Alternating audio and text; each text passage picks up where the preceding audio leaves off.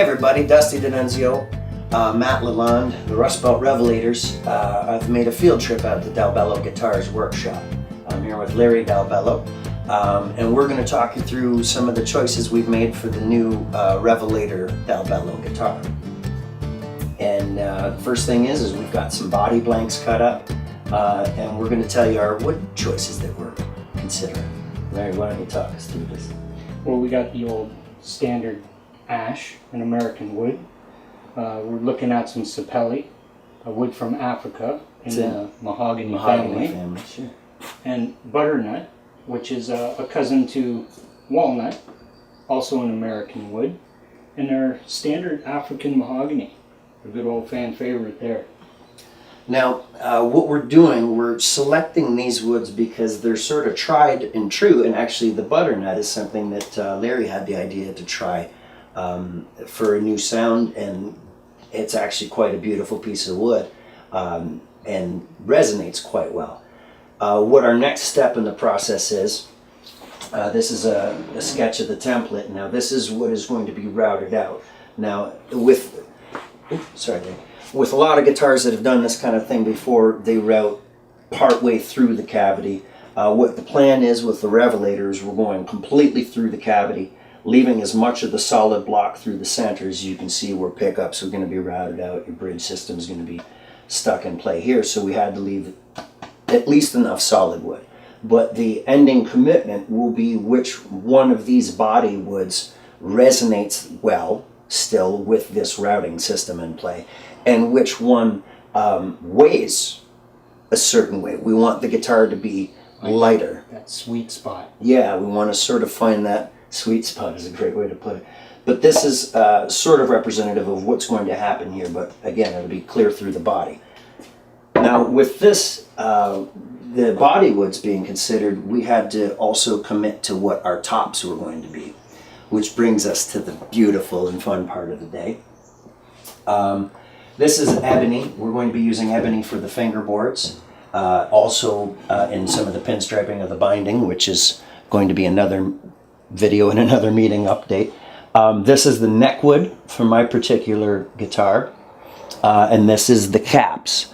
Now I am opting to have a flat top, like an acoustic style, not a carved top like a Les Paul or many of the carved top. I want that aesthetic, but I really wanted a beautiful piece of wood, so I went and found these pieces of maple. We went on a field trip, and this is my top and this is my back in the rough. These are going to get glued and cut, and once we get some bodies routed and selected, possibly even a joint to the body by the end of the week. This is also this is maple. Why don't you talk us through some of the aesthetic? Yeah, this is your standard American maple. Probably got one growing in your backyard. Trees get really old and really heavy, and that's what causes the curl in there. But this piece of maple here, which is basically the same tree, has had some stress in its lifetime and probably was dying at the time it was cut down, which is why you've got this crazy figure with fungal stains and just too much going on there to describe. It's quite beautiful. I don't know if the camera quite captures how much figure is in this piece of wood, but why don't we give you a little show of what my top and what Maddie's top will look like once some lacquer or paint or even stain hit these pieces of wood. This was the reason why we actually went shopping and wanted to find pieces of wood.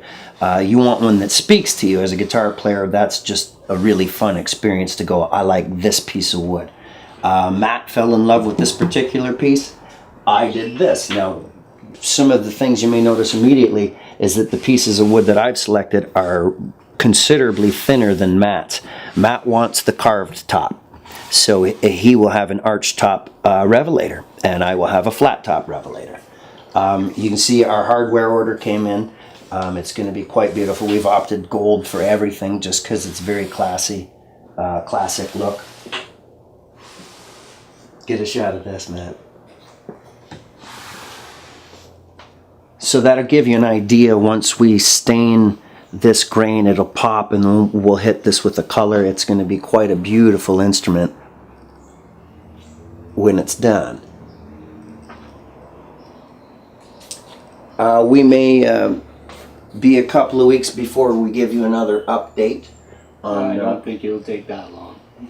I hope not. I'm getting anxious. You? Thanks for your time, everybody. I hope you find this as anywhere near as exciting as I do to finally get some guitars built and get them pulled out of your head and the artistry involved. It's been a wonderful learning experience, but I can't wait to tune this thing up. Till next time. Till next time.